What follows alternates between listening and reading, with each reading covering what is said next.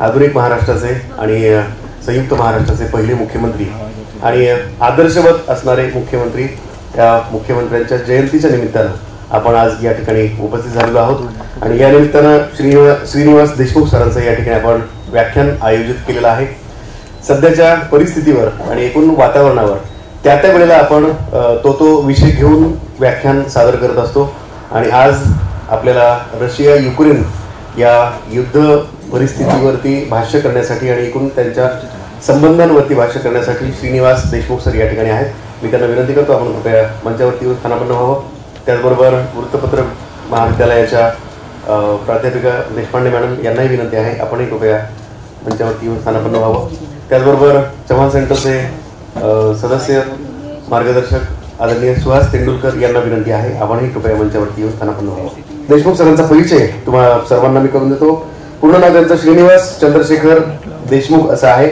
नगर आणि प्रदेश नियोजनकार आहेत. औरंगाबादला त्यांची अर्बन रिसर्च फाउंडेशन नावाची कंपनी आहे आणि औरंगाबाद स्मार्ट सिटीला सल्लागार म्हणून ते काम करतायत. आपल्या सगळ्यांना माहिती आहे स्मार्ट सिटीचं काम सुरू आहे आणि त्याचे सल्लागार म्हणून देशमुख सर काम करतायत. त्याचबरोबर राज्यशास्त्र या विषयातही ते पदव्युत्तर त्यांचं शिक्षण झालेलं आहे आणि आंतरराष्ट्रीय संबंधामध्ये विशेषत्वानं भारत आणि रशिया संबंधाचा त्यांचा विशेष अभ्यास आहे.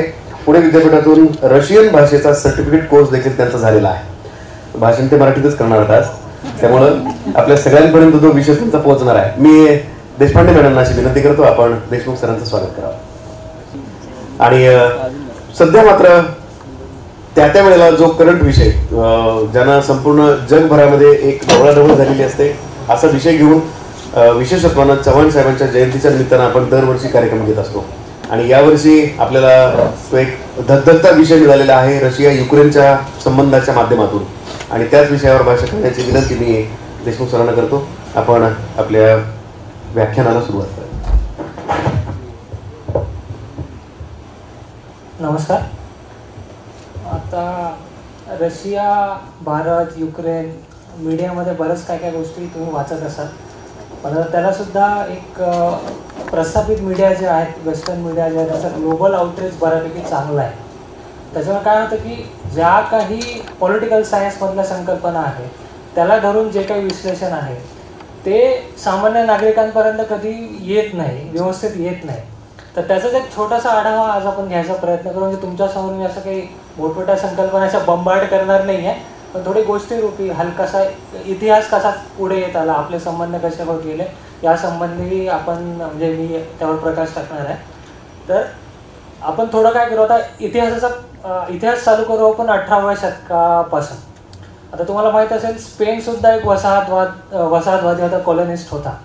त्याचा लॅटिन अमेरिका सध्या म्हणजे जे साऊथ अमेरिका हा जो पार्ट आहे तिथे त्यांच्या वसाहती होत्या आणि एक वेळ अशी झाली की ते थोडे कमकुवत झाले.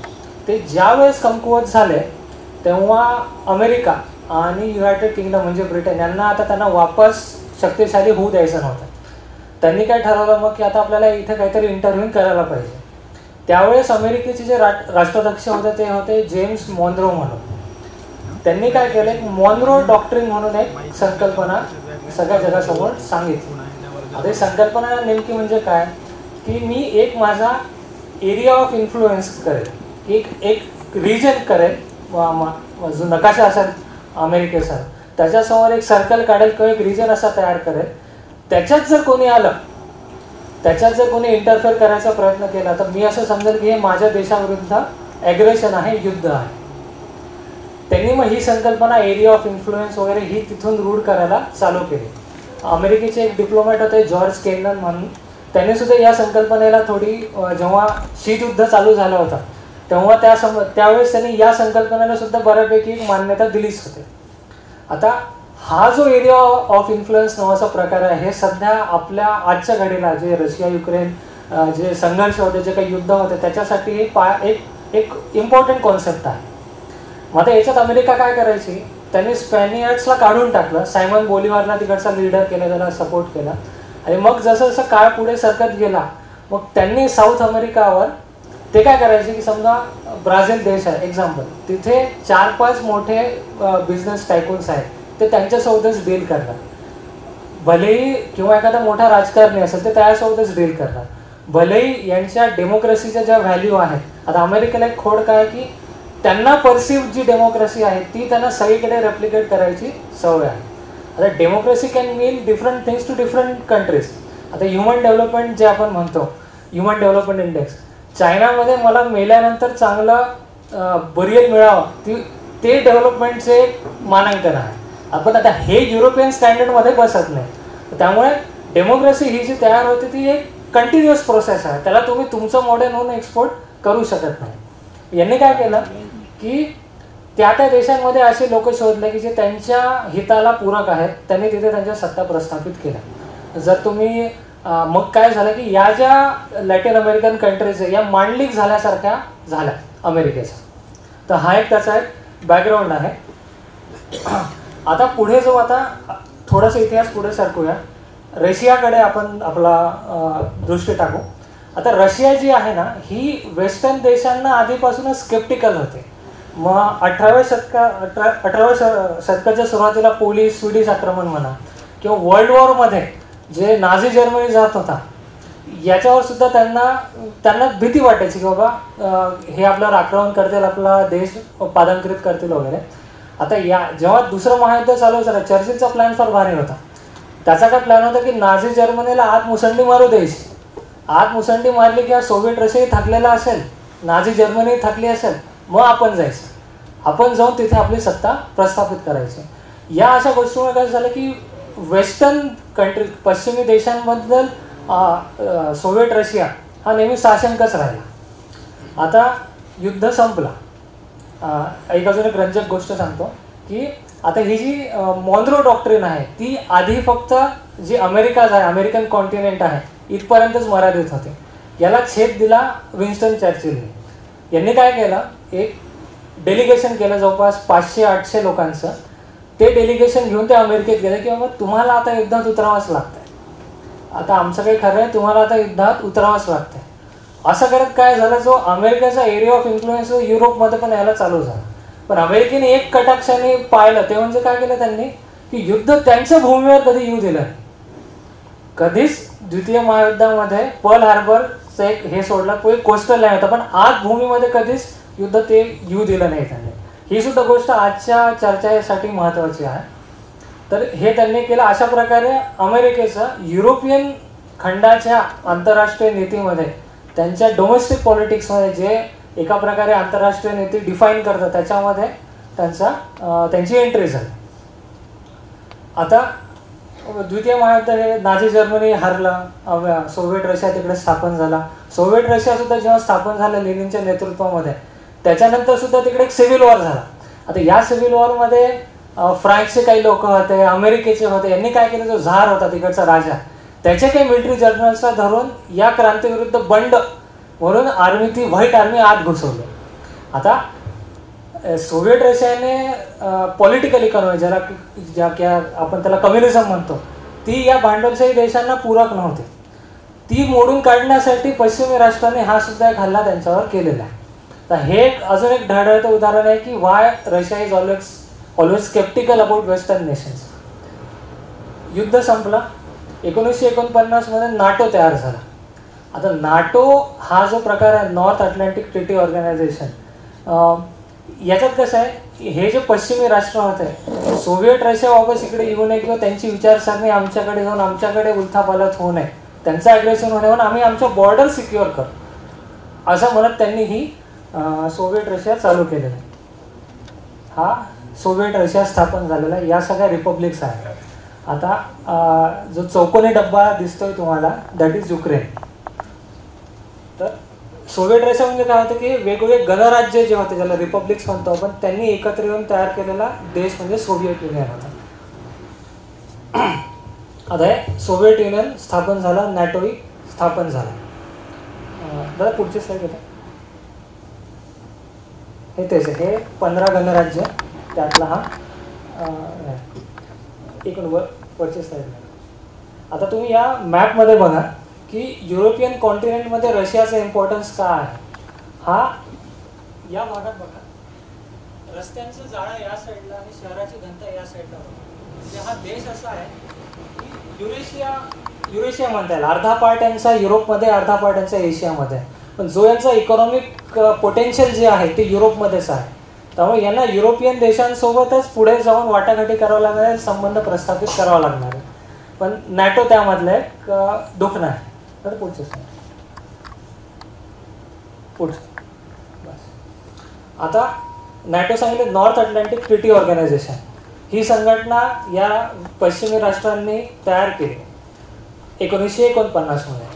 1949 ते 1955 हा काळ एक फार मोठा भाग होता. 55 मध्ये सोव्हिएट रशियाने सुद्धा वॉर्सॉ पॅक्ट म्हणजे नॅटोचं अग्रेशन वापस इकडे होऊ नये. कारण की आता याच्यात गंमत कशी झाली, नॅटो जेव्हा स्थापन होत होता तेव्हा जर्मनीची पूर्व जर्मनी आणि पश्चिम जर्मनी अशी फाळणी झालेली होती. पूर्व जर्मनी हा रशियाकडे होता आणि पश्चिम जर्मनी हा वॉर्सॉ पॅक्ट तयार केला. आता या मॅपमध्ये लाल जो पार्ट आहे तो आहे आपला सोव्हिएट रशिया आणि वॉर्सॉ पॅक्टचा. आता this gave a buffer to Soviet Russia की उद्या जाऊन जर काही लष्करी मुवमेंट झाली तर आपल्याला एक बफर आहे, आपल्या मेन लाईन पर्यंत येणार नाही. कारण की तुम्ही जर द्वितीय महायुद्धाचा अभ्यास केला, इतिहासाचा अभ्यास केला की जर्मनी त्यांची फौज युक्रेन मागे पार आत शिरत होती आणि वापस जाताना त्यांनी म्हणजे कारखाने नट बोल्ट सगळ्यात काढून इकडे वापस घेऊन आलेले. त्याच्यात फार हानी झालेली आहे. आणि या युद्धामध्ये सोव्हिएट रशियामध्ये आपण जे डेमोग्राफिक एक मानांकन आहे सेक्स रेशो नावाचा, त्याच्यामध्ये तर फार उलथापालथ झाले. Russia has more women than main अशी परिस्थिती आहे. कारण की जनरेशनच्या जनरेशन या वॉरमध्ये चालल्या गेल्या त्यांच्या, म्हणजे लहान मुलापासून ते म्हाताऱ्यापर्यंत सगळे त्या वॉरमध्ये गेलेले. आता हे नॅटो चालू झाला. स्टॅलिन वारला, लेनिन नंतर स्टॅलिन आला, स्टॅलिन वारला, नंतर आले क्रुश्चेव. आणि या पिरियडमध्ये काय झालं होतं की कोल्ड वॉर चालू झाला, शीत युद्ध चालू झालं होतं. भले युद्ध होणार आहे पण कधी युद्धाची ठिणगी पडू शकते अशी परिस्थिती होत होती. अमेरिकाने काय केलं, नॅटोचं मेन पोझिशन त्याच्याकडेच होते. त्यांच्याच पोझिशननी किंवा त्यांच्याच पुढाकाराने नॅटो स्थापन झालेली होते. नॅटोचं सभासत्व आणि त्याच्यात स्पेंडिंग सुद्धा अमेरिकेचं जास्त होतं. अमेरिकेत तेच बघितले की आता हा देश आपला पुढे मागे येऊ शकतो, आपल्याला सुद्धा प्रभाव व्हावा लागेल. तुम्हाला जर माहित असेल ॲटॉमिक बॉम्ब जो हा हिरोशिमावर अमेरिकेने टाकला तोपर्यंत सोव्हिएट रशियाकडे ॲटॉमिक बॉम्बच नव्हता. हे रिॲक्शनरी मेजर सोव्हिएट रशियाचं होतं की यार उद्या जर आपल्यावर असं ॲग्रेशन होत असेल तर आपल्याकडे सुद्धा काहीतरी प्रतिकार क्षमता असावी. म्हणून न्यूक्लिअर बॉम्बचं डेव्हलपमेंट म्हणा किंवा मिलिटरीचं टँक्स वेपन्स यासारखं डेव्हलपमेंट हे त्यानंतर चालू झालेलं आहे. It was a total reaction to NATO's aggression किंवा पश्चिमी राष्ट्रांचं ज्या काही तिथे हालचाली चालू होत्या. मग या दोन देशांमध्ये काय झालं की करार होत होते, अँटी बॅलिस्टिक मिसाईल ट्रिटी किंवा तुम्ही तुमचे जे रेंज आहे मिसाईलची ती तुम्ही कमी करा. आता तुम्ही बघा या मॅपमध्ये इटली टर्कीमध्ये कुठेही या अमेरिका बॉम्ब ठेवू शकत होतं, मिसाईल टाकू शकत होतं, तिथून ते रशियामध्ये जाऊन फुटू शकणार होते. याच्यामुळे काय झालं, हे फार वाढत गेला आणि आला 1962चा क्युबन मिसाईल क्रायसिस. आता याच्यासुद्धा सुरुवात कोणी केली, ही नॅटोनेच केली. इटली आणि टर्कीमध्ये त्यांनी मिसाईल लावून ठेवून गेला. निकिता क्रुश्चेव तेव्हा सोव्हिएट रशियाचे अध्यक्ष होते. ते म्हणे की यार हे असं नाही जमणार, तुम्हाला हे मागे घ्यावं लागेल. We are not posing any threat to western countries. स्टॅलिनचं थोडंफार होतं, निकिता क्रुश्चेव बऱ्यापैकी मावळ होत्या. त्यामुळे की असं चालणार नाही, तुम्हाला हे मागे ठेवावं लागेल. त्याच दरम्यान क्युबासोबत यांच्या चांगले संबंध प्रस्थापित झाले.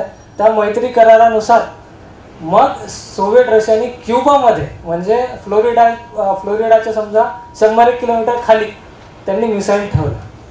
आता सुरुवातीला वेळी जी मॉन्रो डॉक्ट्रिन सांगितली, अमेरिकाज बॅकयार्ड, ही तिथे डिफायनिंग मुवमेंट होती जागतिक पटलावर.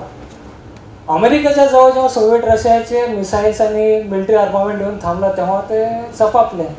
अरे आता हे फार अवघड झालं, आता आपण तृतीय महायुद्ध होणार. पण त्यांनी हे ॲडमिट केलं की ॲग्रेशनची सुरुवात त्यांनी केलेली. हा एक पहिला मोठा डिफायनिंग मुवमेंट होता. आता जसा रशिया आणि युक्रेन आहे ना तसंच तुम्ही क्युबा आणि अमेरिका समजा. पुढे निकिता क्रुश्चेव वारले, मग पटलावर आले लिओनिद ब्रेझनेव.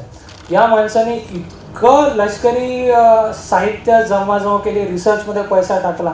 गोर्बाचोवच्या काळात जे काही सोव्हिएट रशियाचं अधपतन झालं इकॉनॉमिक फॅक्टर्समुळे, त्याचा सोर्स आहे लिओनिद ब्रेझनेव. या काळात सुद्धा इकडे लष्करी साहित्यांचं उत्पादन वाढलं, तसंच तिकडेही वाढलं. आता याच्यासुद्धा एक गंमत आहे की लिओनिद ब्रेझनेवच्या काळात अफगाणिस्तानमध्ये सोव्हिएट रशिया गेले. तुम्ही आज जर गुगल केला तर तुम्हाला सोव्हिएट इन्व्हेजन ऑफ अफगाणिस्तान असंच सापडेल. पण तुम्ही थोडंसं मागे जाऊन बघितलं तर जेव्हा सोव्हिएट रशिया स्थापन झाला होता 1914मध्ये, त्या काळी सोव्हिएट रशियाने सुरुवातीला जे काही प्रमुख मैत्री करार केले होते त्यात अफगाणिस्तान एक होता. कारण की सोव्हिएट रशियाला जे 5 स्थान आहेत, तजिकिस्तान, किर्गिस्तान वगैरे जे आपण मॅपमध्ये बघितलं, त्याच्या खालीच अफगाणिस्तान.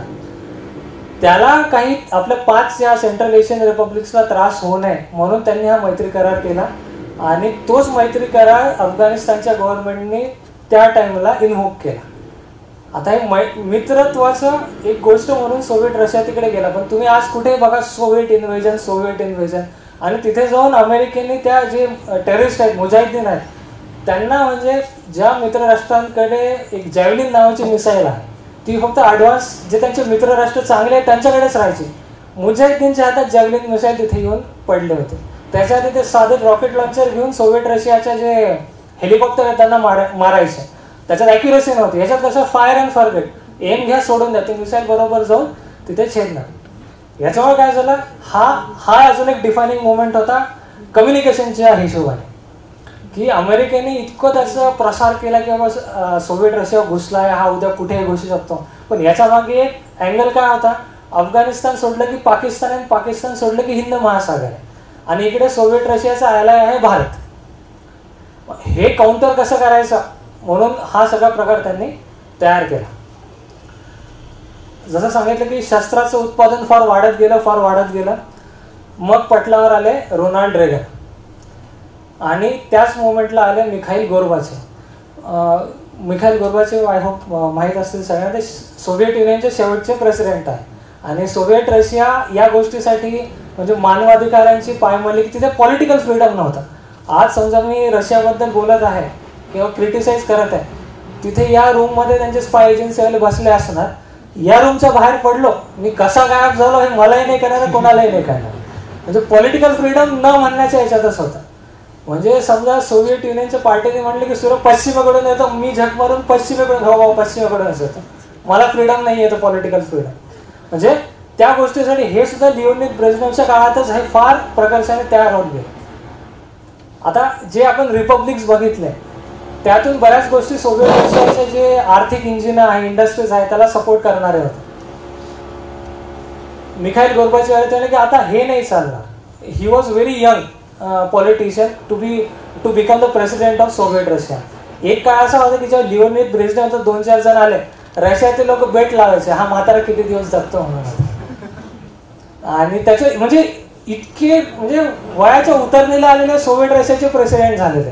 आणि ज्या वेळेस मिखाईल गोर्बाचेव प्रेसिडेंट झाले, ही बातमी पश्चिमी देशात ब्रिटन, अमेरिकात सुद्धा वाऱ्याच्या वेगाने पसरली आणि तिकडे सुद्धा एक उमेद झाली की हा आता आपल्या या 2 देशांमध्ये काही होऊ शकतं. युक्रेनच्या ज्या युनायटेड किंगडमच्या ज्या प्राईम मिनिस्टर होत्या त्या म्हणले की this is the man with whom we can work. आजपर्यंत सोव्हिएट रशियाबद्दल कोणत्याही पश्चिमी राष्ट्राच्या नेत्याने असे उद्गार काढलेलेच नव्हते. मिखाईल गोर्बाचेव त्यांनी पेरोस्ट्रोइका नावाचा एक कन्सेप्ट काढला की पॉलिटिकल रिस्ट्रक्चर आहे. याच्यात पॉलिटिकल फ्रीडम देण्यात आलं. जे काही 15 रिपब्लिक आहेत त्यांना त्यांचे जे काही एम्स आहेत, पॉलिटिकल एम्स आहेत आणि त्या अनुषंगाने जे इकॉनॉमिक्स एम्स येणार आहेत रिपब्लिक डेव्हलप करायला, त्या गोष्टी करण्यासाठी त्यांना फ्रीडम देण्यात आला. पण याच्यामुळे काय झालं की एक तिथे पॉलिटिकल फ्रीडम ते इतकं म्हणजे एखादा समजा तुम्हाला फार भूक लागलेली आहे, तुम्हाला 7 दिवस कोणी जेवायला दिलं नाही, अचानक तुमच्याजवळ 8 कोर्स मील ठेवून दिलं, एखादा माणूस जसा आदर्शाने खातो तसं ते पॉलिटिकल जे फ्रीडम आहे तो वेगळाच अंगाने तिकडे पसरू लागला. डिसइंटिग्रेट होण्याच्या दृष्टीने सोव्हिएट रशियाचं मार्गक्रमण होत होता. त्या मोमेंटला काय झालं, आता ही एक डिफायनिंग मोमेंट आहे का, कारण की सोव्हिएट रशिया त्यांच्याकडचं पॉलिटिकल फ्रीडमही वाढवत आहे, प्लस त्यांच्याकडचे जे आर्मामेंट आहेत, त्यांच्याकडे ज्या मिसाईल आहेत ज्या युरोपला लागून आहेत, अमेरिकेच्या दिशेने कूच करून ठेवलेले आहेत, ते कमी करायच्या मूडमध्ये होतं. कारण की मिखाईल गोर्बाचेव न्यू की आता आपल्याला बोलावं लागेल, मागच्यासारखं चालणार नाही असं ते म्हणाले. आणि इकडे रोनाल्ड रेगनने स्टार वॉर्स नावाची नवी कन्सेप्ट आणून यांना अजून टेन्शनमध्ये टाकलं. स्टार वॉर्स म्हणजे फायटिंग इन द स्पेस. याच्यामुळे नवीन युद्ध किंवा तृतीय महायुद्ध वापस तयार होतात काय अशी परिस्थिती निर्माण झाली. ज्या काही करार झाले होते, बॅलिस्टिक मिसाईल ट्रीटी वगैरे जे काही करार झाले होते त्याच्यात डिसरिगार्डच करण्यात आला. मग हे करारासंबंधी चर्चा होत असतानाच सोव्हिएट युनियनचं अधपतन झालं. जे 15 रिपब्लिक तुम्हाला दाखवले ते 15च्या 15 फुटले आणि त्यांचे वेगवेगळे देश तयार झाले. आता अँटी बॅलिस्टिक मिसाईल ट्रीटी हा फार एक कामाची गोष्ट. फक्त याच्यात एवढीच गोष्ट लक्षात घ्या की एक मिसाईल सिस्टीम आहे जी त्या देशाच्या विरुद्ध आहे, त्याची रेंज फार जास्त आहे. मग त्याच्यात ती वाहून नेणारी गाड्या, त्यांची रेंज, त्यांचा ते किती इम्पॅक्ट करू शकते, या सर्व गोष्टी त्याच्यात अंतर्भूत आहे. 1991 जेव्हा नवीन रशिया तयार झाला तो ऑलमोस्ट भिकेला लागल्यासारखा होता. कारण की सोव्हिएट रशियाची जी टोटल आर्मी होती त्याची फक्त 25% आर्मी रशियाकडे 1991ला राहील. त्याचे जे काही न्यूक्लिअर बॉम्ब्स वगैरे होते ते सगळीकडे विखुरलेले होते. तर युक्रेनमध्ये सुद्धा ते होते. आता आपण जे तुम्ही एका पेपरला वाचलं असेल की USA United Kingdom gave assurances to Ukraine की तुम्ही हे त्यांना वापस द्या, आम्ही तुम्हाला सिक्युरिटीचे अश्युरन्स देतो बा म्हणून. तर हे त्याचं आहे. आणि आता याचं सुद्धा असं आहे की युक्रेनने ते डेव्हलप केलेले होते. तर तसं नाही, सोव्हिएट रशियाने डेव्हलप करून ते फक्त तिथे स्टेशन केले होते. याचा सुद्धा कम्युनिकेशनचा पार्ट फार महत्त्वाचा आहे. ते कोणती गोष्ट कशी ट्विस्ट करून लिंक केली असेल याला काही हेच नाही, लिमिटच नाही. त्यामुळे इतिहास थोडं माहीत असणं गरजेचं आहे. अँटी बॅलिस्टिक मिसाईल ट्रीटी तिथपर्यंत होते. आता काय झालं, रोनाल्ड रेगन नंतर आले, जॉर्ज बुशचे वडील जे इराक वॉरचे फेमस आहे जॉर्ज बुश, ते काय म्हटलंय की आता नॅटो जे आहे, आपण सोव्हिएट रशियाचं एक्सपान्शन होऊ नये, त्यांची पॉलिटिकल आयडिओलॉजी बाकीकडे एक्सपांड होऊ नये म्हणून आपण स्थापन केली आहे. त्यामुळे आम्ही ती काही पूर्वेकडे वाढवणार नाही. तो जो दुसरा मॅप आहे तो तुम्ही बघू शकता. तोपर्यंत त्याच्यात एक्सपान्शन कसं होत गेलं हा भाग आहे. जॉर्ज बुश सिनियर नंतर आले बिल क्लिंटन. त्यांनी युटर्नच मारला. ते काय म्हणाले की नाही, आता नाटो उजवीकडे जाऊ शकतं. याला कारण एकच, पूर्वेकडे जाऊ शकतं. कारण एकच की रशियाकडे आधीची स्ट्रेंथ राहिलेली नाही, ना लष्करी स्ट्रेंथ राहिली ना आर्थिक स्ट्रेंथ राहिली. त्यामुळे त्यांचा कसंही हात मुरगळून त्यांना गुपचूप बसवता येत. कारण की तिथे जो प्रेसिडेंट आला होता बोरिस येल्सिन, तो वेस्टर्न धार्जना होता. त्यांनी म्हणजे पुतिन ज्या वेळेस राष्ट्राध्यक्ष झाले त्यांच्या समोर फार मोठ्या चॅलेंजेस होत्या की या रशिया जो आत्ताचा आहे त्याला वापस विघटन होऊ द्यायचं नाही. त्याच्या चॅलेंजेस फार त्यांच्यासमोर होत्या. त्यानंतर परराष्ट्र त्यांनी जी काही डेव्हलप केली त्याबद्दल बोलूच आपण, पण ती एक चॅलेंज त्यांच्यासमोर फार, म्हणजे अर्थव्यवस्था तर 1995-96 तर इतकी हे झाली होती की समजा युरोपियन युनियनचे सगळे देश एकत्र येऊन म्हणले की ठीक आहे, आम्ही अर्धा जो प्रोडक्टिव्ह पार्ट आहे सोव्हिएट रशियाचा तो आम्ही चालायला घेऊ शकतो, घेतलंही असतात. आणि इतकी वाईट हाल होते. आणि या पिरियडमध्ये काय झालं की सोव्हिएट रशिया जोपर्यंत होता तेव्हा दोनच सुपर पॉवर होत्या, अमेरिका आणि सोव्हिएट युनियन. जे काही जागतिक पटलावर व्हायचं ते या दोघांच्या डिस्कशनमधून काही ना काही निष्पन्न व्हायचं. सोव्हिएट रशिया उडाला म्हणजे एकच आता दादा राहिला, तो दादा होता अमेरिका. त्याने मग हात पिरगळणं चालू केलं. बिल क्लिंटन नंतर आले जॉर्ज बुश. त्यांनी सांगितलं की आता नाटो तर आता पसरणारच. त्यांनी ओपन डोअर पॉलिसी तयार केली. आणि ओपन डोअर पॉलिसी अशी होती की जे युरोपियन कॉन्टिनेंटमध्ये आहे, युरोपियन खंडात नाही, बाहेरची येऊन सुद्धा नाटोचे सभासद बनू शकतात. आता ही फार धोक्याची घंटा होती. कारण की 1991 मध्येच जशी मॉन्रो डॉक्ट्रिन अमेरिकेने तयार केली तशीच रशियाने नियर अब्रॉड नावाची डॉक्ट्रिन तयार केली. आता याच्यात या दोन गोष्टीमध्ये फरक एवढा असे की जी नियर अब्रॉड डॉक्ट्रिन आहे ही रशियाची फक्त त्यांचे जे जुने गणराज्य आहे, जे देश यांच्यासोबत सोव्हिएट रशियामध्ये तिथपर्यंतच लिमिटेड. अमेरिकेचं तसं नाही. पहिले ते अमेरिकन कॉन्टिनेंट होता, नंतर मिडल ईस्ट आला. मिडल ईस्टमध्ये सिरिया वॉर वगैरे आपण बघितलंच, इराक आपण बघितलंच, आणि आता इकडेही पसरत होत्या. त्यामुळे या दोन गोष्टीमध्ये फरक आहे. या गोष्टीला आपल्याला थोडं रिॲक्शनच बघावं लागेल. कारण की युरोपियन पार्लमेंट आहे, युरोपियन युनियन आपल्याला माहीत असेल त्यांची युरोपियन पार्लमेंट आहे. युरोप देशातल्या तिथे कॉन्स्टिट्युन्सी आहे, तिथून बरेच लोक त्या युरोपियन पार्लमेंटमध्ये जातात. ब्रिटनचे तिकडचे एक रिप्रेझेंटेटिव्ह निजेल फराज नावाचे, त्यांनी युरोपियन पार्लमेंटमध्ये बऱ्याच वेळेस हे विधान केलेलं आहे की if you keep poking the Russian bear don't get surprised if it reacts. हे त्यांना चुगल्या करतच होते, हा शब्दासाठी माफी, पण तोच एक व्यवस्थित शब्द आहे या ठिकाणी. कारण की प्रत्येक वेळेस ते त्याची रिॲक्शन कशी वाढेल किंवा कसा त्रास देता येईल हेच बघत होते. आता नाटो स्थापन झाला, नाटो स्थापन झालं बघितलेलं. आता सोव्हिएट रशिया गेलं तर नाटोची गरज काय? सोव्हिएट रशियाच्या अग्रेशनला लगाम लावण्यासाठी आपण नाटो स्थापन केलं, तर नाटोची गरज काय? पण यांनी तसं नाही केलं की नाटो राहणार. आता तो देश ऑलरेडी रशिया डबघायला चाललाय, तरी त्यांना तुम्हाला अजून दाबायचं, तर ते पसरतच राहिलं. म्हणजे जो आता दोन्ही मॅप तुम्ही कम्पेअर करू शकता. जे बाल्टिक देशातले बाल्टिक समुद्राचे देश आहेत, लिथुआनिया, इस्टोनिया, लॅटविया, हे सुद्धा पुढे जाऊन रशियाच्या बॉर्डरला लागून आहे. युक्रेन फक्त एक सेमी बफर स्टेट तिथे राहिलेलं आहे. आता रशियाला का बरं नाटोची भीती वाटावी? जसं सोव्हिएट युनियननी नाटोला म्हटलं होतं की मला तुमचा मेंबर बनायचं आहे, तेव्हा त्यांनी त्याला सिरियसली घेतलं नाही. पुतिन जेव्हा फुल प्रेसिडेंट झाले, म्हणजे ते बोरिस येल्त्सिनच्या काळामध्ये प्राईम मिनिस्टर होते, शेवटच्या 1 वर्षाच्या प्राईम मिनिस्टर कार्यकाळात ते प्रेसिडेंट झाले आणि त्यानंतर ते फुल टाईम प्रेसिडेंट झाले पहिल्यांदा 4 वर्षासाठी. त्यावेळेस त्यांनी नाटोला वापस इन्व्हिटेशन दिले की आम्हाला नाटोचं सदस्यत्व द्या म्हणून. आणि आमच्याकडे सुद्धा आता लष्करी स्ट्रेंथ बऱ्यापैकी झालेली आहे, हा काळ बराच गेला आहे, राजकीय नेतृत्व बदललेलं आहे. त्यामुळे आम्ही बाकीच्या देशांसारखं लाईनमध्ये लागून आम्ही काही घेणार नाही, तुम्हाला तेवढी ड्यू रिस्पेक्ट द्यावीच लागेल.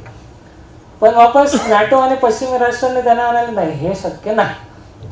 पण मग पुढे काही वर्षांनी ही गोष्ट वापस चर्चेत आली. मग नाटो रशिया काउन्सिल एक तयार झालं की, आणि जे नाटोचं ऑफिस आहे ब्रसेल्समध्ये, तिथे एक सेपरेट डेझिग्नेशन रशियाला ठेवण्यात आलं. तिथे मग ज्या काही गोष्टी युरोपमध्ये करायच्या, हे लक्षात ठेवा की जसं सांगितलं की रशिया हा युरोपियन देश सुद्धा आहे, कारण की यांच्या मॅक्सिमम ज्या प्रोडक्टिव्ह सिटीज आहेत ते युरोपियन कॉन्टिनेंटलाच लागून आहे.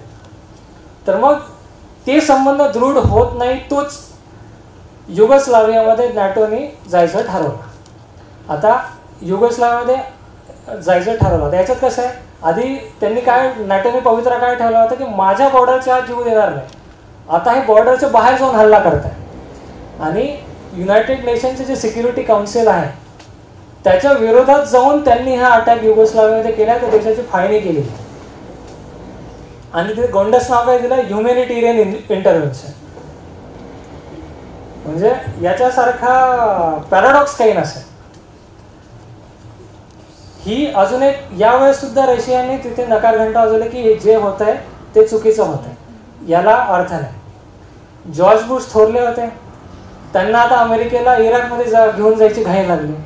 त्यांनी काय केलं, जसं ते म्हणायचे की if you are not with us you are against us. युरोपमध्ये सुद्धा त्यांनी हीच गोष्ट म्हणायला चालू केली.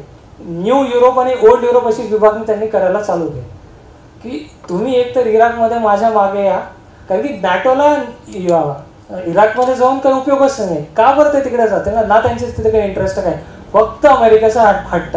बेगाने शादी में अब्दुल्ला दिवानासारखा अमेरिका सगळीकडे जाऊन आपले कारवाया करत.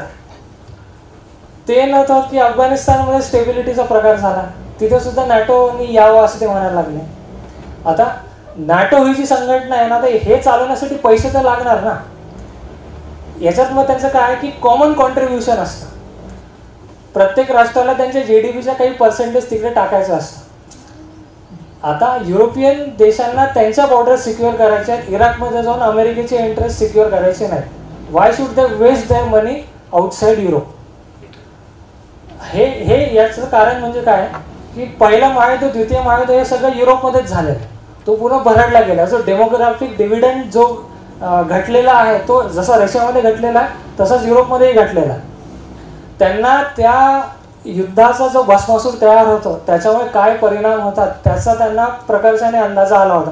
म्हणूनच त्यांनी पुढे जाऊन युरोपियन युनियन स्थापन केलं. म्हणजे सुरुवात झाली युरोपियन स्टील अँड कोल कम्युनिटीपासून ते कॉमन न्यूक्लिअर पॉलिसी सुद्धा ते डेव्हलप करायला लागले. म्हणजे इतकं त्यांचं गठबंधन स्ट्रॉंग झालं. आता या दोघा देशांचे भांडणं चालू झाले म्हणजे काय की घर माझं पण 2 जण बाहेर येऊन माझ्या घरात भांडण करायला.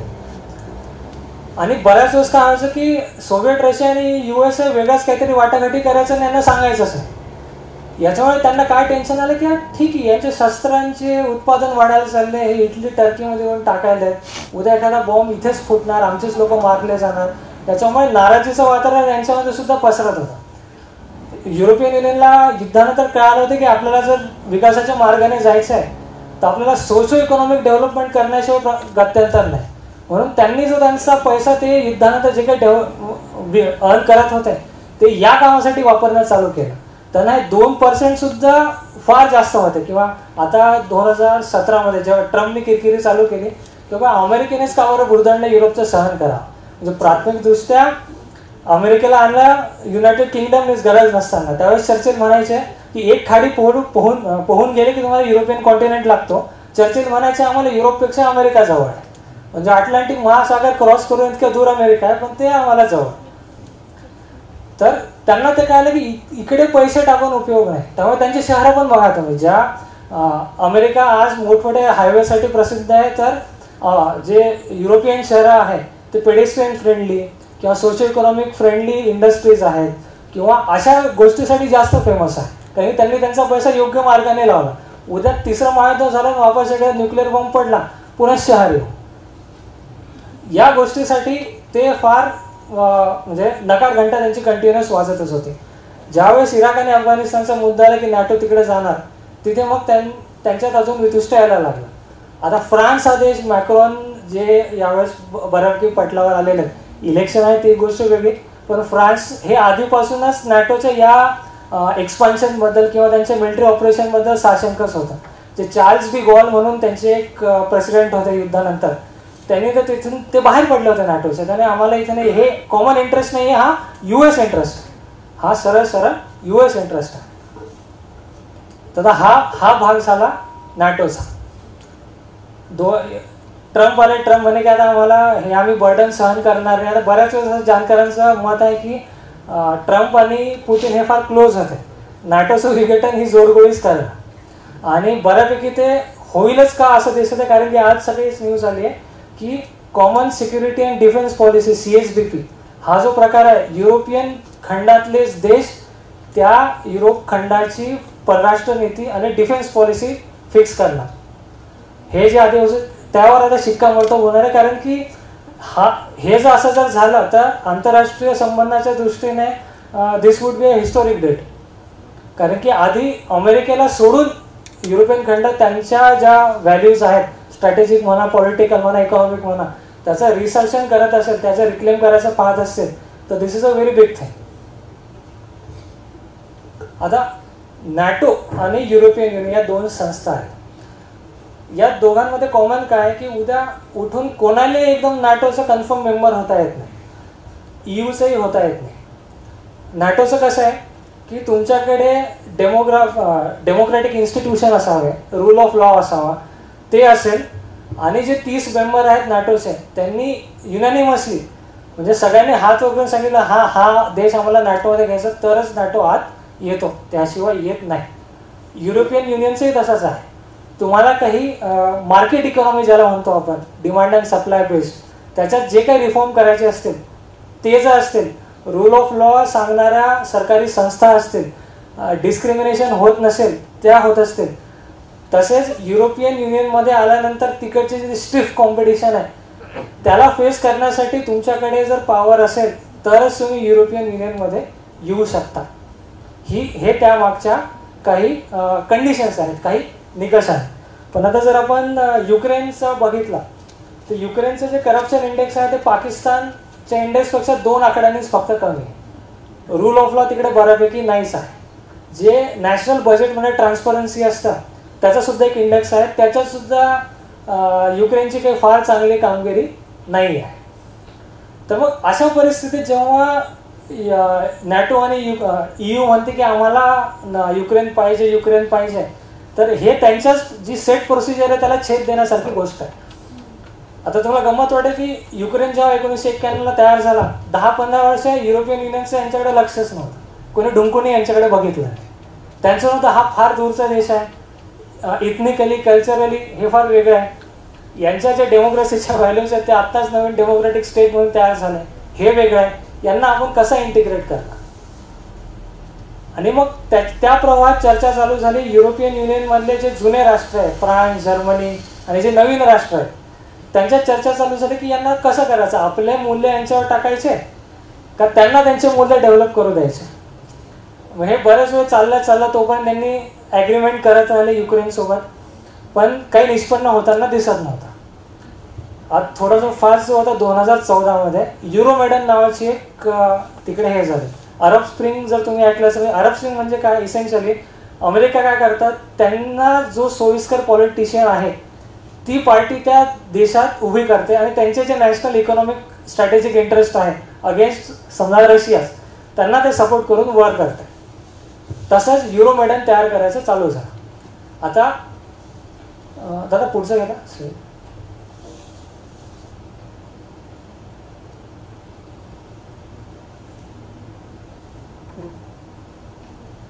हे एक्सपान्शन बघा नॅटोचं आणि वॉर्सॉ पॅक्टचं. आता बॉर्डरलाच लागल्यासारखं आहे, फक्त युक्रेनच आहे, बेलारुसच आहे, बाकी सोडलं तर नाटो म्हणजे अमेरिकाच आलेला आहे त्यांच्या इथे. हे यांचे बेसेस, अमेरिकेचे केवढे बेसेस आहे बघा आणि रशियाचे केवढे बेसेस आहे बघा. म्हणजे नियर अब्रॉड जी कॉन्सेप्ट आहे त्याला रशिया थोडीफार सूट करत आहे. बेलारुसमध्ये त्यांचे मित्र आहे, जॉर्जियामध्ये आहे, इथे तर सगळे आहेत. पण आणि युरोपियन खंडात न्यूक्लिअर आर्सेनल जी एस्टॅब्लिश केलेली आहे ती अमेरिकेनेच केलेली आहे. आता हा युक्रेनचा मॅप आहे. जो लाल पट्टा दिसतोय ते रशियन स्पीकिंग पॉप्युलेशन आहे, जे थोडेफार रशियाला सपोर्ट करतात. जसं मी सांगितलं की 1991मध्ये जे रेफरंडम झालं होतं की जेव्हा विघटन होतं होतं सोव्हिएट रशियाचं, तेव्हा युक्रेनियन रिपब्लिकमध्ये एक रेफरंडम झालं ज्याला जनमत आपण मराठीमध्ये म्हणतो. त्यात त्यांनी लोकांना विचारलं की तुम्हाला इंडिपेंडंट व्हायचं आहे का रशियासोबतच राहायचं आहे. तर हा जो उजवा पट्टा आहे ना, जो क्रिमिया, खालचा जो क्रिमिया दिसतो समुद्राच्या ठिकाणी, उजवा पट्टा म्हणाला की आम्हाला नाही जायचं आहे आणि जो वेस्टर्न पार्ट आहे तो म्हणाला जायचं. त्यामुळे हे एक डिव्हिजन तिथे आधीपासून होतच. युरोमेडन तयार झालं. त्याच्यात अजून एक गंमत झाली की अमेरिका देश त्या देशात दुसऱ्या देशातले डेमोक्रॅटिकली इलेक्टेड राष्ट्राध्यक्षांना पाडण्यासाठी काय करू शकतं, हे युक्रेन एक फार मोठं उदाहरण आहे. याच्या मागे आपण युगोस्लाविया बघितला, तिथे रशियाने कसं म्हणजे नकार घंटा वाजले की तुम्ही आता बाहेर पडायला, हे दॅट इज नॉट गुड. युक्रेनमध्ये तिकडचे डुरंट नावाच्या एक अमेरिकेच्या डिप्लोमॅट आहेत ज्या सध्या अंडर सेक्रेटरी आहे पॉलिटिकल अफेअर्समध्ये, आणि पॅट नावाचे अमेरिकन राजदूत होते. त्यांचं एक संभाषण लीक झालं. त्या संभाषणात असं ते बोलत होते की त्यांनी अमेरिकेने 3 माणसं शोधून काढलेत जे फ्युचर युक्रेन निवडू शकतात. त्यात एक पेट्रो पोरोशेन्को होता, व्हिक्टर यानुकोविच तेव्हाचे करंट प्रेसिडेंट होते, आणि अमेरिकेच्या आर्थिक हितसंबंधांना व्हिक्टर यानुकोविच सपोर्टिव्ह नव्हते म्हणून ती उलथापालथ करायचा त्यांचा प्लॅन होता. ही एक गोष्ट झाली. दुसरी गोष्ट अशी झाली की सिटिंग अमेरिकन सेनेटर युक्रेनमध्ये जाऊन तिकडच्या विरोधी नेत्यांना जाऊन म्हणतो की अमेरिका तुमच्या सोबत आहे. हे म्हणजे इंटरनॅशनल रिलेशनच्या अँगलनी जर लेन्सनी जर बघितला तर कुठल्याही देशाच्या सार्वभौमत्वाला, सॉव्हरेंटीला हे फार मोठं काय म्हणतात त्याला घातकपणा आहे. हे आधीपासून झालंच नव्हतं. तिथे जो फ्लॅश पॉईंट पडला त्याचाच परिणाम हा आजचं युद्ध झालेलं आहे. कारण की Ukraine is the buffer for Russia, हे आपण मागच्या मॅप्समध्ये आपण सगळ्यांनी बघितलेलंच आहे. आता तिसरं असं की जी वेस्टर्न मीडिया आहे त्याने व्हिक्टर यानुकोविचला असंच दाखवले की हा भाऊ पुतीनसोबतच बसतो, रशियन दार्जिनाचा आहे, याला काही कळत नाही. तो तसा नाही, तो डेमोक्रॅटिकली इलेक्टेडच होता. त्यानंतर जे काही इंटरनॅशनल ऑब्झर्वर आहे, जे एखाद्या देशामध्ये डेमोक्रेसी कशी काम करत आहे, तिकडे इलेक्शन फेअरली होतात का, याचं जे विश्लेषण करतात त्याच्यात त्यांच्या विश्लेषणानुसार व्हिक्टर यानुकोविच हा व्यवस्थित निवडून आलेला होता, त्याच्यात काही प्रॉब्लेम नव्हता. आता हा जो पॉलिटिशियन होता श्रूड होता, त्याला माहिती आहे की माझा जो पूर्व युक्रेन आहे तिथे रशियन स्पीकिंग आहे, वेस्टर्नमध्ये युक्रेनियन स्पीकिंग आहे. जे वेस्टर्न युक्रेनियन आहे ते वेस्टर्न नेशन्सला जास्त सपोर्ट करतात, जे ईस्टर्नमध्ये आहे ते रशियाला जास्त सपोर्ट करतात, हे याची त्याला पुरेपूर माहिती होते. या दरम्यान जे युरोपियन युनियननी म्हटलं होतं की युक्रेन आपल्याला घ्यायचा नाही, त्यांनी घ्यायला चालू केलं, प्रोसेस चालू केली होती. पण आता युरोपियन युनियनमध्ये एखाद्या देशाला जायचं आहे तर ते काही सोपं काम नाही आहे, त्यांना काही पैसे पण इन्व्हेस्ट करावे लागतात. तर पोरोशेन्को यानुकोविचने तेव्हा काय म्हटलं होतं की मला दरवर्षी 20 बिलियन युरोज मला लागतील जर मला त्या मार्केट इकॉनॉमीमध्ये सस्टेन व्हायचं असेल तर. कारण की या कॉम्पिटिशनमध्ये काय होतं की ज्याची प्रोडक्शन कॉस्ट कमी आहे त्याचे मार्केट दुसऱ्या देशात जाऊन पडणार आणि त्याची इकॉनॉमी ठप्प होणार. ही ती स्टिफ कॉम्पिटिशनची जी एक निकष आहे युरोपियन युनियनचा तो भाग आहे. तो मला 20 बिलियन युरो दरवर्षी लागणार, मला तुम्ही वेळ द्या. त्यांनी सांगितलं मला वेळ द्या. वेस्टर्न मीडियाने याची आवय उठवली की हा रशियाकडेच जाणार आहे आणि हा कॅन्सलच करणार. असं करत असतानाच अमेरिकन सपोर्टने युरोमेडन सक्सेसफुल झाला आणि पेट्रो पेरेझेन्को नावाचा प्रेसिडेंट तिथे तयार झाला. हा सुद्धा करप्ट माणूस होता आणि जे इंटरनॅशनल ऑब्झर्व्हर होते त्यांच्या दृष्टीने हा सुद्धा काही व्यवस्थित माणूस नव्हता. आता अमेरिकेला युक्रेनमध्ये का यायची इच्छा झाली? युक्रेन जर तुम्ही बघितला तर रशियाच्या साऊथला आहे. रशियाचे जे पोर्ट आहे ते थंडीने गोठून जातात. तिथे नेव्हल जे प्रोसिडिंग आहे किंवा जे काही वॉरफेअर करण्यासाठी तुम्हाला फिरवावं लागतं ते तुम्हाला जमत नाही. तुम्हाला जर मेडिटेरियन सीकडे यायचं असेल तर पार असं वळसा घालून यावं लागतं. ब्लॅक सी फ्लीट जी आहे रशियाची क्रिमियामध्ये त्यांना टर्की थ्रू मेडिटेरियन सीमध्ये डायरेक्ट असं ॲक्सेस आहे जेणेकरून ते आफ्रिकामध्ये सुद्धा जाऊ शकतात. जे सिरिया वॉर झाला त्याच्यात याच मार्गाने रशियाने सुद्धा त्यांचं नेव्हल फ्लीट एक हलवली आहे. हा एक स्ट्रॅटेजिक सिग्निफिकन्स झाला. दुसरी गोष्ट त्याच्या ऑफशोरमध्ये शेल ऑइल सापडलं अमेरिकेला. ते एक्सप्लोइट कसं करायचं हा एक भाग होता. तिसरी गोष्ट युक्रेन जे आहे ते ब्रेड बास्केट ऑफ युरोप म्हणतात त्याला. जी काळी माती आहे ती सगळ्यात सुपीक युक्रेनमध्येच आहे आणि खूप मोठ्या प्रमाणात आहे. एक कारगिल नावाची अमेरिकन ॲग्रिकल्चर कंपनी आहे.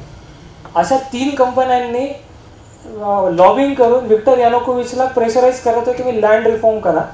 लँड रिफॉर्म केले तर ह्या ज्या मोठमोठ्या ॲग्रिकल्चर इस्टेट आहेत हे आमच्याकडे येऊन जातील आणि आमचं प्रोडक्शन वाढेल. हे एक दुसरा इंटरेस्ट होता. अजून एक इंटरेस्ट म्हणजे कसा, मी युक्रेन माझ्यासोबत आला की उद्या मी माझ्या ज्या काही मिसाईल्स वगैरे आहे ज्या काही ट्रूप्स आहेत ते सरळ मी इकडे युक्रेनमध्ये जाऊन ठेवून देईल. आणि हा एक फ्लॅश पॉईंट अजून एक तयार झाला. हा फ्लॅश पॉईंट तयार होताना दिसत असतानाच रशियाने क्रिमिया घेऊन टाकली. जी नियर अब्रॉड पॉलिसी आहे रशियाची ही इथून त्यांनी राष्ट्राध्यक्ष पुतिन यांनी एस्टॅब्लिश करायला चालू केली. इतके दिवस ते दुरून बघत होते, व्यवस्थित जे काही डिप्लोमॅटिक वेज असतात तिथे सांगत होते, पण just because they did not have money proper military backup त्यांना कोणी कांदा सिरियसली घेतलेलंच नाही. ते सिरियसली घेत नव्हते म्हणून त्यांनी शेवटी क्रिमिया घेतला, तिथे ट्रूप्स स्टेशन केले. 2000 ते 2014 हा जो पार्ट आहे या कालखंडात राष्ट्राध्यक्ष पुतिन वेस्टर्न कंट्रीजला सांगत होते की तुम्हाला रशियाला आता इक्वल पार्टनर म्हणून घ्यावंच लागेल. बरेच इंटरनॅशनल जर्नलिस्ट जेव्हा त्यांच्याकडे इंटरव्ह्यूला जायचे तेव्हा त्यांनी प्रकाशाने त्यांना सांगितलं की Russia is not old country now. आमच्याकडे जुने टँक वगैरे राहिलेले नाही आहे, आम्ही सुद्धा आता पॉवरफुल झालेलो आहोत, आम्हाला तुम्हाला योग्य ते स्थान द्यावंच लागणार आहे, त्याशिवाय या गोष्टी काही होणार नाही. पण कन्व्हिनियंटली त्यांना निग्लेक्ट करण्यात आलं आणि हा फ्लॅश पॉईंट तयार झाला. आता युक्रेन ईयूमध्ये यायचं म्हटलं तर युरोपियन देश काही तयार नव्हते. जे सोव्हिएट युनियनमधले जे बाल्टिक सीमधले देश होते त्यांना फक्त युक्रेनला घेऊन जायची घाई होती. कारण की इंटिग्रेशन प्रोसेस फार अवघड आहे, फार म्हणजे फार अवघड आहे. Average time for integrating into European Union is 2 years. क्रोएशिया शेवटचा देश आहे, त्याला 8 वर्ष लागले होते. 8 वर्ष वाट बघणार आहे का युक्रेन? तर नाही ना, यांच्याकडे पैसा आहे. आणि प्लस जे काही मी तुम्हाला निकष सांगितलं आहे, युरोपियन युनियनची जी कॉमन फॉरेन पॉलिसी आहे किंवा कॉमन पॉलिटिकल गोल्स आहे त्याच्यात सुद्धा युक्रेन बसत नाही. त्याच्यामुळे युक्रेन युरोपियन युनियनमध्ये यायचे चान्सेस अजूनच कमी आहे. जे स्पेनचे प्राईम मिनिस्टर आहे त्यांनी नॅशनल पार्लमेंटमध्ये सांगून दिलं की अशातच की युक्रेनला युरोपियन युनियनमध्ये घेऊन उपयोग नाही. इमॅन्युएल मॅक्रोनने सुद्धा काल सांगितलं यांना नॅटोमध्ये घेऊन सध्या उपयोग नाही आहे आणि युरोपियन युनियनमध्ये घेऊन उपयोग नाही आहे. कारण की तो काय झालेला स्ट्रॅटेजिक पॉईंट जो आहे, युरोपियन युनियनसुद्धा अमेरिकेला दरवेळेस सांगत होते की तुम्ही त्यांच्या बॅकयार्डमध्ये जाऊ नका, पण ते काय ऐकलं नाही. आता काय झालं की वापस तिसरं युद्ध महायुद्ध युरोपियन खंडावर येऊन पडतं काय अशी गोष्ट हे तयार झालेली आहे. आजच न्यूज आलेली आज सकाळीच की common security and development policy करण्याच्या दृष्टीने हे सगळे देश आता सोबत होते. म्हणजे नॅटो एका रीतीने बंद पडणार, अमेरिका सुद्धा या कॉन्टिनेंटच्या बाहेर जाणार. जे काही 2014ला रशिया, युक्रेन आणि युरोपियन देश यांच्यात ज्या वाटाघाटी होतं त्याला मिन्स्क अकॉर्ड किंवा ट्रिटी असं म्हणतात, ते इम्प्लिमेंट नाही झाले, जेणेकरून तो सुद्धा एक फ्लॅश पॉईंट होता. त्याच्यात सुद्धा रशियाचं म्हणणं आहे की युरोपियन देश याच्यात सामील झाले पाहिजे, याच्यात अमेरिकेचं काही देणं घेणं नाही आहे. आता या परिस्थितीमध्ये काय झालं की अमेरिका आपला आता चांगला मित्र आहे, रशिया आधीपासूनच होता. म्हणजे आज चव्हाण साहेबाच्या जयंतीनुसार एक गोष्ट सांगायची इच्छा आहे की चव्हाण साहेब जेव्हा डिफेन्स मिनिस्टर भारताचे झाले तेव्हा आपल्याकडे militarily we were not strong, आपल्याकडे सगळे जुनाट होतं.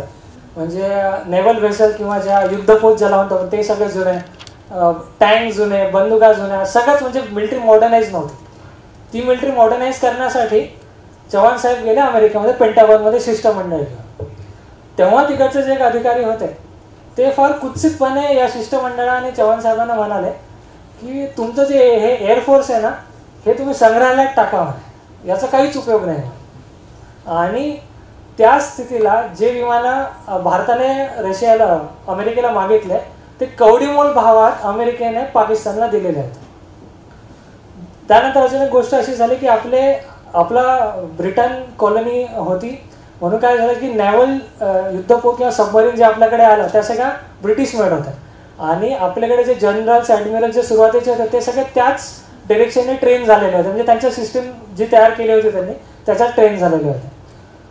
65च्या आसपास आपलं असंच एक नेव्हल ऑफिसरचे डेलिगेशन युनायटेड किंगडममध्ये गेलं ट्रेनिंगसाठी. तिथे सबमरीनचं ट्रेनिंग 1 वर्ष त्यांनी पूर्ण केलं. त्यानंतर जे बाकीचे फ्रिगेट्स असतात, मिसाईल फ्रिगेट्स असतात, ज्याला ढोबळमाने युद्धपोतच म्हणतो आपण, त्याची ट्रेनिंग झाली. आणि त्यात असं ठरलं होतं की युनायटेड किंगडम आपल्याला काही नेव्हल व्हेसल देणार, पण जेव्हा डिसिसिव्ह मुवमेंट येणार होता तेव्हा युनायटेड किंगडम म्हणला की आम्ही तुम्हाला 20 वर्ष जुनी आणि एखादी सेकंड हँड गोष्टीच देऊ. अशा वेळेस चव्हाण साहेब बिकेम फ्युरियस की हे असं नाही चाललं.